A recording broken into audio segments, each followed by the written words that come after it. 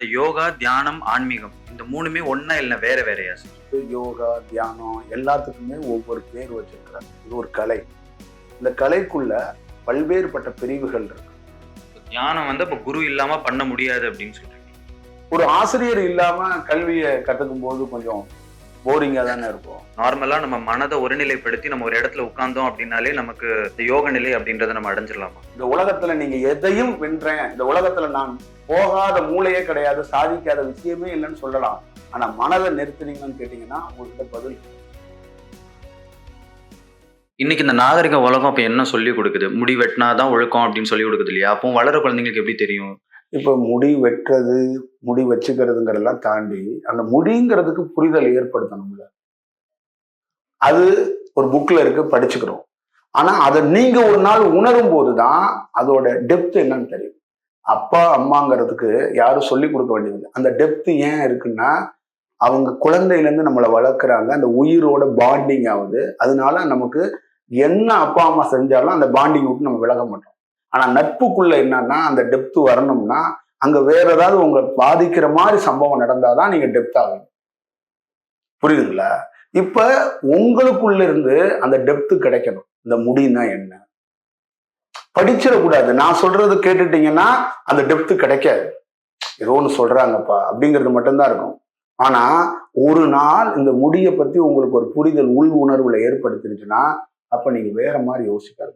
சமீப காலமா எனக்கு ஒரு நெகட்டிவ் தாட்ஸ் நிறைய வர ஆரம்பிச்சிருக்கு. இதுக்கு என்ன ரீசன்? நான் இதை எப்படி குறைக்க முடியும்? அதான் ஒரே ரீசன் சுத்தி இருக்கிற சூழல். அதே நேரத்துல நமக்குள்ள நாமளே ஒரு நெருக்கடியை ஏற்படுத்திக்க.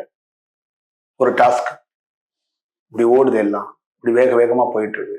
நான் படிச்சதுக்கு சரியான ஒரு ஒரு செயல் கிடைக்கல. என் ஃப்ரெண்ட்ஸ் வேற வேற ஒருத்தன் அவன் ஒரு ஜாப்ல செட்டில் ஆயிட்டான். நான் இன்னமும் அந்த தடுமாற்றத்துல இருக்கிறனும். இன்னமும் எனக்கான ஒரு ஃபேரை நான் பார்க்கலையோ, இன்னும் எனக்கான ஒரு ஒரு வாழ்க்கையை நான் ஆரம்பிக்கலையோ.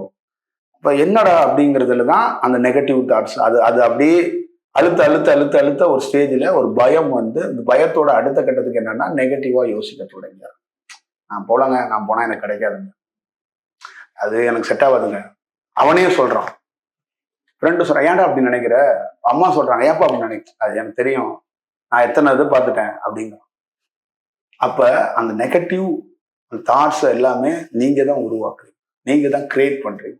அதுக்கு காரணம் சுத்தி இருக்கிற சூழலோட சேர்ந்து நீங்களும் அழுத்தத்தை ஏற்படுத்திக்கிறீங்க. உங்களை வாழ்கன்னு ஒருத்தர் சொன்னா சிரிக்கிறீங்க, உங்களை ஒளிகன்னு சொன்னா நீங்க அழுகிறீங்க. இதை ரெண்டையும் பாதுகாக்கணும்னா நீங்க பாதுகாப்பா இருக்கணும். அந்த எண்ணங்கள்லாம் குறைக்கணும்னா ஆமா, நான் என்ன சொல்றேன் அப்படின்னா ஊசி இல்லாம, மாத்திரை இல்லாம, டாக்டர் இல்லாம நீங்க உங்க உடலை பாதுகாக்கணும்னு நான் சொல்றேன். நீங்க என்ன நினைக்கிறீங்கன்னா ஊசி, மாத்திரை, டாக்டர் இருக்கு, ஜுரம் வந்தா அதை சரி செஞ்சுக்கலாம்னு நீங்க கேஷுவலா எடுத்துட்டு பயணிச்சுட்டே இருக்கு. இந்த உலகம் அப்படிதான் பயணிச்சுக்கிட்டே இருக்கு. ஒரு கெட்ட சாப்பாடை போய் ஒரு இடத்துல சாப்பிட்டுறீங்க, அடுத்தது சாப்பாடு முறையே மாத்தணும்லாம் நினைக்க மாட்டீங்க, கடையை தான் மாத்துறீங்க. தியானமோ இல்ல யோகாவோ பண்றதுனால நம்ம கர்மா தீருமா இல்ல தீர? கர்மாவுக்கு நான் என்ன ரெஃபரன்ஸா? நான் என்ன அதுக்கான பெரிய அது அப்படி இல்லை. அதை நான் பார்த்து அது என்ன செயல் வடிவம். கர்மா அப்படிங்கிற வார்த்தை அது ஒரு வார்த்தை தான், அதுக்கு ஒரு உருவம்லாம் கிடையாது, அதை பார்க்க முடியாது. நீங்க சொன்ன நெகட்டிவிட்டின்னு இருக்கீங்களா, அந்த மாதிரி ஒரு அழுத்தம் தான். ஒரு அழுத்தத்துல ஒருத்தர் இங்கிருந்து போக முடியல. இப்ப நீங்க இருக்கிறீங்க, ஒரு ஒரு சின்னதா நடந்து வரும்போது ஒரு கல் தடிக்குதான் தடுமாறுறீங்கல்ல, அது மாதிரி தான் அது. ஒரு மனிதன் அடுத்தடுத்துக்கு நவர முடியாம தவிக்கிறதுக்கான ஒரு வாய்ப்பு. அப்ப அந்த வாய்ப்பை ஒருத்தன் தன்னையே உணர்ந்து கொஞ்சம் கொஞ்சமா ஃபீல் பண்ணும்போது அவன் என்ன பண்றான்னா அந்த நெகட்டிவிட்டில இருந்து வெளியில வரான். அப்ப அவனுக்கு கர்மாங்கிற வேர்டு கூட அவனுக்கு தேவைப்படாது. புரியுதுங்களா? நீங்க சக்சஸ்ங்கிறது எதை பாக்குறீங்க அப்படின்னா புகழ், உங்களுக்கு படிச்சதுக்கான அங்கீகாரம், பணம், எதை பாக்குறீங்க. நான் எதை பாக்குறேன்னா நீங்க ஒரு ஒரு ஒரு பிரவேசியா இருக்கணும், நீங்க சந்தோஷமா இருக்கணும், நீங்க இந்த உலகத்துல ரொம்ப ஹாப்பியா உள்ளுக்குள்ள நீங்க இருக்கணும். அதுதான் சக்சஸ்ன்னு நாம நினைக்கிறோம். அது ரொம்ப வேணும். அதுக்கப்புறம் உங்களை தேடி எல்லாமே எதை வேணாலும் சாதிச்சுக்க முடியும். இந்த உலகத்துல நீங்க வந்ததே மூட்டை மூட்டையா பணம் சம்பாதிக்கல, தட்டு தட்டா சாப்பிட்றது கிடையாது, லோடு லோடா ட்ரெஸ் எடுத்து போட்டுக்கிறது கிடையாது. நீங்க உங்க உடல், உங்க மனம் எல்லாமே கொஞ்சம் ஹாப்பியா ஃபீல் பண்ணணும். இந்த உலகத்தை நீங்க கொஞ்சம் ரசிக்கணும்ல, வாழணும்ல. அதுக்கு என்னென்னலாம் வேணும்? அதுக்கு முதல்ல தயாராகிறதுக்கு நீங்க உள்ள இருந்து தயாரா இருந்தாதான் அதை ரசிக்க முடியும், போக முடியும். நீங்க உள்ள குப்பைகளை நிறைய வச்சுட்டு வெளியில கிளீன் பண்ணிக்கிட்டே இருக்கிறீங்க. இங்க இருக்கிற கம்பெனிகள்ல இருக்கிற சோப்புகளையோ இங்க இருக்கிற நாகரிக பொருளை வச்சுக்கிறீங்க. உள்ள உங்களை கிளீன் பண்றதுக்கான செயல் வடிவத்துக்குள்ள இறங்கவே மாட்டீங்க. அதுவா உங்க உடல் கெட்டு போகும்போது மருத்துவமனையில போய் உங்க உடலையோ உங்க வயிற்றையோ ரெடி பண்ணிக்கிறீங்க. அது வரைக்கும் நீங்க அதை பத்தி யோசிக்கவே மாட்டீங்க. பசிக்கும் போது சாப்பிட்றீங்க, பசி இல்லை வயிறு ஒரு மாதிரி இருக்குன்னா சாப்பிடாம விட்டுறீங்க, அப்படிதான் இருக்கீங்க. ஆனா அப்படி இருக்கக்கூடாது. உள்ள முதல்ல கிளீன் பண்ணணும், உள்ள முதல்ல தெளிவடையணும். அதனாலதான் உள்ளம் ஒரு கோவில் அப்படின்னு ஏன் சொல்லப்பட்டதுன்னா, உள்ள தெளிவா இருந்தாதான் வெளியில நீங்க பாக்குற பார்வை வேறையா இருக்கும். இது உங்களுடைய வியூ இருக்குல்ல, இந்த வியூல இருந்து இந்த உலகத்தை எப்படி பாக்குறீங்க அப்படின்னு ஒண்ணு இருக்குல்ல. அப்ப உள்ள தெளிவா இருந்தாதான் அந்த உலகத்தை நீங்க பார்ப்பீங்க. நீங்க உங்கள்கிட்ட தனிப்பட்ட முறையில் இந்த உலகத்தை எப்படி பாக்குறீங்கன்னா, யாரோ படிச்சு வச்சதை ஐடியா பண்ணி இந்த உலகத்தை பாக்குறீங்க. அங்க நீங்கன்னு ஒருத்தர் இருந்தீங்கல்ல, அவரு எங்கன்னு நான் கேட்கிறேன். புரியுதுங்களா? அப்ப இந்த கர்மா, இந்த செயல்லாம் ஒரு சிக்கி கொள்றதுக்கான சின்ன சின்ன சின்ன சின்ன சின்ன சின்ன செயல் வடிவம் தான். அதுக்குள்ள நம்ம வளர்ற மாணவர்களா இருக்கும்போது அந்த மாதிரிலாம் நம்ம போய் அந்த மாதிரி பெரிய வார்த்தையெல்லாம் கேட்க வேண்டாம்.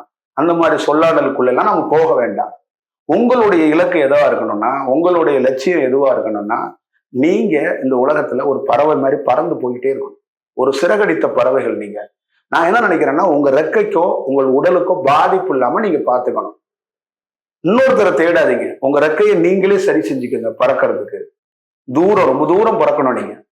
நீங்க கொஞ்சம் தூரம் பறந்துட்டு நான் போதும் அப்படிங்கிற மாதிரி, இல்ல நான் வாய்ப்பு கிடைச்சா பறப்பேன் அப்படிங்கிறீங்க. அப்படி இல்லை, நீங்க பறந்து ஆகணும், பறந்து போகணும். பல தூரம், பல செயல்கள், பல வடிவங்கள் இருக்கு. அதனால அதை நீங்க அவசியம் அதை பார்த்துக்கணும். இந்த தியானங்கிறது கடவுள் இல்லை, ஜாதி இல்லை, மதம் இல்லை, மொழி இல்லை. ஒரு தனி மனிதனுடைய ஒரு அழகியலாக வெகு தூரம் பயணம் பண்றதுக்கு ஒரு மிகப்பெரிய பாதுகாப்பு கவசம். அவ்வளவுதான் இது. எளிமையா வாழ்ந்தாதான் அதை செய்ய முடியுமா? எளிமையெல்லாம் வாழ வேண்டாம். ஆசைகள் இருந்தா அப்ப எப்படி? ஈசிஆர்ல 16வது மாடியில இருந்து கூட நம்ம வந்து இந்த தியானத்தையோ ஒரு செயலையோ பண்ண முடியும். ஆசைங்கிறது நமக்குள்ள அதுவும் ஒரு சொல்லாடல் தான். ஒரு பொருளை பிடிச்சு போனா அது பேர் ஆசை. அந்த பொருள் என்னன்னு நீங்க அனலைஸ் பண்ணிட்டீங்கன்னா அது ஆசை இல்லை. பொருள் பிடிச்சு போயிருக்கிறது ஆசை. ஒரு பொண்ணை பார்த்துட்டீங்க, பிடிச்சு போயிருது, அது ஆசை. அந்த பொருளே அது என்ன அதுன்னு அதை ஒரு ஆராய்ச்சி பண்ணிட்டீங்கன்னா அது அங்க ஆசையா இருக்காது. அது நமக்கான பொருளா, அது நமக்கான பொருள் இல்லையா அப்படின்னு அங்க தெரிஞ்சு போயிடும். நீங்க அதை ஆய்வு பண்ணாம அதை வந்து ஒரு ஆசையா, அதுக்கு ஒரு அடுத்தடுத்த வார்த்தைகளை தான் போட்டுக்கிட்டே வரும். ஆசைகள் இருக்கும்போது தியானத்திலே உட்கார முடியாது இல்லையா? அப்படி கேட்கிறேன். இந்த தியானத்துல எல்லா வடிவத்தையும் ஒரு சராசரி மனிதன் ஆசைப்படலாம். தியானத்தை ஆசைப்படக்கூடாது அப்படின்னு தான் நம்ம சொல்றோம். ஏன் அப்படின்னா, அந்த தியானம் வந்து அந்த ஆசையை கட்டுப்படுத்துறதுக்காக தான் அந்த தியானம் ஒர்க் ஆகும். இந்த தியானம் என்பது ஒரு டூல் மாதிரி. இந்த ஆசை, எண்ணம், இந்த மாதிரி நமக்குள்ள இருக்கிற, வெளியில இருக்கிற விஷயம், உள்ள இருக்கிற விஷயம், நமக்குள்ள இருக்கிற குழப்பம், நம்மளே நம்மளை வந்து கொஞ்சம் தெளிவடைய வைக்கிறதுக்கு, புரிய வைக்கிறதுக்கான ஒரு வாய்ப்பை உருவாக்கும். நீங்க ஒரு 10 நிமிஷம் தனியா இருந்து கொஞ்சம் நான் ரிலாக்ஸ் ஆகிக்கிறேன்னு சொல்றீங்கல்ல, அதே மாதிரிதான் தியானம். உங்களை ரிலாக்ஸ் பண்ணிக்கிறது தான் அந்த தியானம். இதுக்குள்ள வேற எதுவுமே இல்லை. ஒரு தனி மனிதனும் ரிலாக்ஸா இந்த உலகத்தை பார்க்கணும். நீங்க அப்படியே அப்படியே அழகாக கையை விட்டு அப்படியே நடந்து போங்க, இந்த உலகத்தை பாருங்க. இந்த உங்க ஸ்ட்ரீட்ல நடந்து போங்க, பார்க்ல பாருங்க, சுத்தி பாருங்க, பக்கத்துல நடப்பாங்க, ஓடுவாங்க, எல்லாத்தையும் பாருங்க. அந்த ரிலாக்ஸேஷன் இருக்குல்ல, அதுதான் தியானம். அப்ப நீங்க ஒவ்வொரு வினாடியும் உங்களை நீங்க ரசிச்சு பார்த்துக்கிறதுக்கும், உலகத்தை ரசிச்சு பார்த்துக்கிறதுக்கும், அதே நேரத்துல வரப்போற இன்னல்கள், பேரிடர் காலத்துல எல்லாம் எப்படி எதிர்கொள்றது, எப்படி கையாள்றதுங்கிறத நம்ம இன்னொரு தட்ட தேரி படிச்சு வச்ச தேரியோ இன்னொரு தட்ட போதனையோ இல்லாம நமக்குள்ளேயே நம்ம ஒரு வேலை செஞ்சுக்கிட்டே இருந்தோம்னா ஒரு நாள் அது நம்மள கிளாரிட்டி அடையும். இப்ப பல நாள் பயிற்சி எடுத்துக்கிட்டே இருக்கிறாங்க ராணுவ வீரர்கள். எல்லா நாட்டிலையும் ராணுவ வீரர்கள் தயாரா இருப்பாங்க. ஆனா போர் வரும்போது களத்துல நிக்கணும். போர் அன்னைக்கு மட்டும் யாரும் போர் பண்ண மாட்டாங்க. பல நாள் எப்ப வேணாலும் வரும், தயார் நிலையில இருப்பாங்க. அந்த மாதிரிதான் நீங்க ஒரு பயிற்சிக்குள்ளேயே இருந்துகிட்டே ஒரு நடந்துகிட்டு இருந்தீங்கன்னா, தினந்தோறும் உங்களுக்குள்ள போர் எதுன்னா, உங்களை சுத்தி இருக்கிற சூழல்ல ஒரு போன் கால் வந்து உங்களை அப்செட் பண்ணிடும், உங்க வாழ்க்கையை டிஸ்டர்ப் பண்ணிடும், உங்களை வந்து கண் கலங்க வச்சிடும். அதை எதிர்கொள்றது கூட உங்க தியானம் ஹெல்ப் பண்ணும். இதெல்லாம் பெருசா எடுத்துக்க கூடாது அப்படின்னு கடந்து போயிருக்கு. சார், இப்ப தியானம் செய்யறது மூலயமா நம்மளுடைய முன்ஜென்மம் அதெல்லாம் உணர முடியுமா? கண்டிப்பா உணர முடியும். ஆனா அந்த மாதிரி விஷயத்துக்கெல்லாம் நான் என்ன பதில் சொல்றது அப்படின்னா, அது ஒரு இமேஜினேஷனா போயிடக்கூடாது. ஒரு மாணவர்களுக்கு, வளர்ந்து வர்றவங்களுக்கு இப்ப ஒரு ஒரு ஒரு ஒரு இமேஜினேஷன் எப்பயுமே தியானத்துல உருவாகக்கூடாது. இது கிடைச்சிரும், அதனால இதை போய் செய்வோம், அது கிடைச்சிரும். இந்த உலகத்துல எது கிடைச்சிரும்னு எந்த மனிதன் எதுக்கு வேணாலும் வேலை செய்யலாம். ஆனா இந்த தியானத்துல மட்டும் இது கிடைச்சிரும்னு வேலை செய்யக்கூடாது. அங்க கிடைக்க போறது எல்லாமே புது எக்ஸ்பீரியன்ஸா. ஒவ்வொரு தனி மனிதனும் இந்த உலகத்துல, நாம் சொல்றது அதுதான், இந்த உலகம் முழுக்க இருக்கிற எந்த மனிதனா இருந்தாலும் தியானம் பண்ண தொடங்குறதுக்கு அப்புறம் தான் தெரியும் நம்ம வாழ்ந்துட்டு இருக்க வாழ்க்கை எவ்வளவு பெரிய குப்பையான வாழ்க்கையை வாழ்ந்துட்டு இருக்கோம். ஒரு குப்பையான வாழ்க்கையை வாழ்ந்து அதுக்குள்ள நிறைய நிறைய பூக்களை வச்சுக்கிட்டு, நிறைய செயல்களை வச்சுக்கிட்டு, நாமளே ஒரு கதை சொல்லிக்கிட்டு, இதுதான் ஒரு தலை சிறந்த வாழ்க்கை, இதுதான் ஒரு பெரிய பெரிய விஷயங்கிறோம். அவ்வளவு பெரிய அரண்மனைய, அவ்வளவு பெரிய செயலெல்லாம் எத்தனையோ பேர் தூக்கி எறிஞ்சிட்டு காடுக்குள்ள போய் அவன் தன்னை உணர்ந்துகிட்டதுக்கு அப்புறம் தான் அங்க சாமி, கடவுள்லாம் தெரியல, அந்த வாழ்க்கையோட தத்துவம் என்னன்னு தெரிஞ்சுக்கிட்டான். இந்த உலகம் எப்படி இயங்குது, இந்த சுழற்சி எப்படி இருக்கு, படைப்பு எப்படி இருக்கு, தாய்னா என்ன, அம்மா அக்கான்னா என்ன, இந்த உறவுகள்ல என்ன, இந்த உலகம் எப்படி ஒரு ஒரு விஷயத்தையும் கையாளுது, ஒவ்வொரு தனி மனிதனும் என்ன வியூவில் பார்க்குறாங்கன்னா தெரிஞ்சுக்கிட்டான். அப்போ அதுக்கு ரொம்ப ரொம்ப முக்கியமானது எதுன்னா, இன்னைக்கு இருக்கிற எல்லா மாணவர்கள்ட்டையும் எல்லாத்துக்கிட்டையும் முதல்ல இமேஜினேஷன்லேருந்து ஒரு தனி மனிதன் வெளியில வரும். லட்சியம் வேற. நீங்க உழைச்சு நாளைக்கு இந்த டாப்ல இந்த இந்தியாவிலேயோ உலகத்திலேயோ பெரிய ஆளாக போறீங்கன்னா தப்பே கிடையாது. ஆனா அது கனவா இருக்கக்கூடாது, கற்பனையா இருக்கும். அது ரியலா ப்ராக்டிக்கலா இருக்கும். அப்ப அதே மாதிரி தியானமும் ப்ராக்டிக்கலா உள்ள போகும்போது அங்க குரு என்ன சொல்றாரு அப்படின்னா, நீ போய் பாரு, அது நான் சொல்றதோட அது ஒரு புது உலகம். நீ உள்ள போ. ஒரு நாட்டுக்கு போறீங்க, நாட்டுக்கு போறதுக்கு முன்னாடி போனவங்களை பத்தி விசாரிச்சு கேட்டுக்கோங்க. அப்புறம் நீங்க அந்த நாட்டை பத்தி நிறைய கூகுள்ல பண்ணி நிறைய பார்த்துருவீங்க. ஆனா தியானத்துல அப்படி இல்லை. என்ன போதனை கொடுத்தாலும், என்ன குரு சொன்னாலும், ஒரு மனிதன் தியானம் பண்ணும்போது அது இன்னொரு உலகத்துல நம்ம வாழ்க்கையே புதுசா காட்டும். நம்மளுடைய அன்றாடம் வீட்டுக்குள்ள இருக்கிறோம்ல, அதுவே கொஞ்ச நாள்ல ரொம்ப வேற மாதிரி அது ஒண்ணு காட்டி, அது வேணும், அது பார்க்கணும். அப்ப அந்த முன் ஜென்மம் இது எல்லாமே தெரியும். அதை பற்றி எல்லாம் ஒரு ஒரு கணக்கு வச்சுக்கிட்டு வேலை செய்யக்கூடாது. பெரிய அளவுல ஆராய்ச்சிக்குள்ள போகக்கூடாது அப்படின்னு நீங்க மீன் பண்றீங்களா? ஆராய்ச்சிக்குள்ள போகணும், ஆனா ஆசையா ஆராய்ச்சி பண்ணக்கூடாது. ஆராய்ச்சி தேவை. அந்த ஆராய்ச்சி இயல்பா இருக்கணும். லட்சியங்கிறது வேற, ஆசைங்கிறது வேற. லட்சியத்துக்குள்ள ஆசை வரவே வராது. லட்சியங்கிறது ஒரு ஒரு வீரம் மாதிரி ஒரு ஒரு சொல்லாடல். நான் இங்க போகணும் அப்படிங்கன்னா அது ஒரு ஒரு ஒரு ஸ்பார்க், ஒரு ஃபயர். அது ஆசையா இருக்க வாய்ப்பே இல்லை. அதை உலகத்துல நீங்க எல்லாருமே ஒரு ஸ்பயராகவும் ஒரு வீரமா ஒரு விஷயத்த போராடுங்க, ஒரு விஷயத்த பெறணும் அப்படிங்கிறதுக்காக நகர்ந்து போங்க. ஆனா ஆசைப்பட்டீங்கன்னா அது பல்வேறுபட்ட வடிவத்துக்குள்ள அந்த தன்மை உங்களுக்கு வெவ்வேறு விதமா காட்டும். அதை நீங்க முழுசா சுவைக்க முடியாது. அதை முழுசா நீங்க அடையறதுக்காக போராடின தொழிலதிபர்கள் இருந்து, விளையாட்டு வீரர்கள் இருந்து அடைந்ததுக்கு அப்புறம் அவ்வளவுதானா அப்படின்னு நினைச்சிருக்காங்க. ஏன்னா அது எல்லாமே ஒரு இடத்துல அந்த வீரம் ஒரு இடத்துல ஆசையாகவும் புகழாகவும் மாறி மாறி ஒரே இடத்துக்குள்ள ஒரு சுழற்சியா சுத்திக்கிட்டே இருக்கு. ஆனா ஒரு யோகி அந்த மாதிரி உள்ள போனவன் அந்த மாதிரி சுத்துறத அவனும் சேர்ந்து அந்த இடத்தோடயே சேர்ந்து அந்த சுழற்சியை பார்க்கறான். இதுதான் அதோட செயல். இப்ப இருக்க டைம், இப்ப எல்லாருமே வந்து டைம் இல்லாம கண்டினியூவா போயிட்டே இருக்காங்க. இப்ப நான் தியானம் பண்ணணும் அப்படின்னு ஸ்டார்ட் பண்றேன் அப்படின்னா எனக்கான நேரத்தை நான் எப்படி திட்டமிடலாம்? இப்ப பொதுவா நம்மளுடைய வாழ்க்கையில எல்லாத்தையுமே நம்மளால திட்டமிட மட்டும் முடியும். ஆனா நம்ம என்ன நினைக்கிறோம்னா அதுக்கு டைம் இல்லை, அதுக்கு ஏதாவது ஒரு வரையறை ஒதுக்கணும், டைம் ஒதுக்கணும் அப்படின்னு நினைக்கிறோம். நம்ம அப்படி எதுவும் எடுத்துட வேண்டாம். நமக்கான வேலையை நம்ம தான் செய்யணும், நமக்கான நேரத்தை நம்ம தான் ஒதுக்கணும். 24 மணி நேரமும் நமக்கான நேரம் தான். இந்த உலகத்துக்கான நேரம் இல்லை. உலகம் இந்த 24 மணி நேரமும் பகல் இரவு 2ஆ பிரிச்சு கொடுத்துட்டாங்க. ஆனா இதுக்குள்ள இந்த எத்தனை மணி நேரத்தையும் நீங்க எப்படி பயன்படுத்திக்க போறீங்க, எப்படி நீங்க அதை கையாள போறீங்கன்னு தான் ஒரு விஷயம். நீங்க 12 மணி நேரத்தையும் தூங்கியே கூட கழிக்கலாம், 12 மணி நேரத்தையும் சிரிச்சே கழிக்கலாம், 12 மணி நேரத்தையும் கேளிக்கை விடுதலை நின்று கழிக்கலாம், 12 மணி நேரத்தையும் தொழிலாளிகள் கூட போராடி போராடி உழைச்சி ஒரு கம்பெனியை முன்னேறதுக்காக பண்ணலாம். 12 மணி நேரத்தையும் தவம் பண்ணி கூட கழிக்கலாம். ஆனா அந்த நேரத்தை நீங்க பயன்படுத்துறது உங்க கையில தான் இருக்கு.